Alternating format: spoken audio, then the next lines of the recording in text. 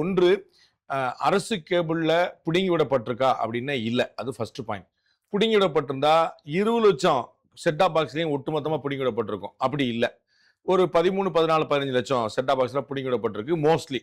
இந்த 3 சேனல்கள் தான் அப்படிங்கிறது உண்மை. வேற யாரும் இதுல இல்லை. ஆனால் இந்த 3 சேனல் யூனிஃபார்மா ஒரே இடத்துல பிடுங்கி விடப்பட்டிருக்காங்கன்னா அப்படி இல்லை. தமிழ் ஜனம் டிவி, நியூஸ் 24/7 அண்டு பாலிமர் அப்படின்னு 3 சேனல்ல மதுரையில் வந்து ஒரு சேனல் தெரியுது, திருச்சியில் இன்னொரு சேனல் தெரியுது, கோயம்புத்தூர் இன்னொரு சேனல் தெரியுதுங்கிற மாதிரி பண்ணி வச்சிருக்காங்க. அந்த மாதிரி வந்து மோஸ்ட் ஆஃப் த பிளேசஸ்ல தெரியலன்னு பார்க்குறோம். இது இந்த மாதிரி போயிருக்கு.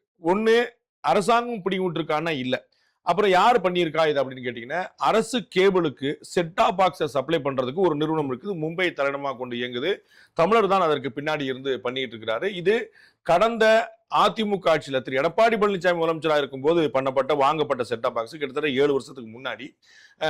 அப்போ வந்து வாங்கின செட்டாப் பாக்ஸ்ல என்ன பண்ணிட்டாங்கன்னா, பாக்ஸ் உங்கள்கிட்ட கொடுத்துருவோம், அதை கண்ட்ரோலிங் ஆக்சஸ் சிஸ்டம் அப்படின்னு சொல்லக்கூடிய இந்த CAS சொல்லக்கூடிய அந்த சிஸ்டத்தை நாங்க வச்சுக்கிடுவோம்.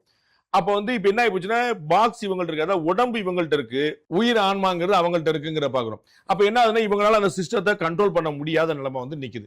அப்ப இவங்க என்ன பண்றாங்க, எதனால கண்ட்ரோல் பண்ண முடியல, எதனால வந்து CS இருக்கு, அவங்க தான் வந்து எடுத்து விட்டுருக்காங்க, இதை பர்பஸ்ஃபுல்லா செஞ்சிருக்கான்னு பாக்குறோம்.